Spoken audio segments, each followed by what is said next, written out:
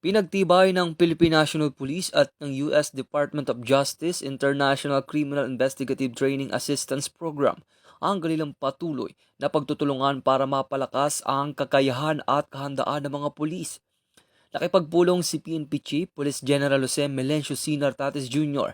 kay Kendrick Yung, ang Law Enforcement Regional Advisor ng US DOJ ICTAP sa isang courtesy visit noong Agosto 7 taong kasalukuyan sa Campo Crame.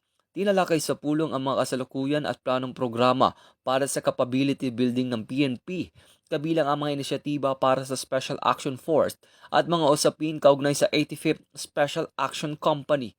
Layunin ng partnership na higit pang mapahusay ang kahandaan sa operasyon, kasanayan at profesionalismo ng PNP.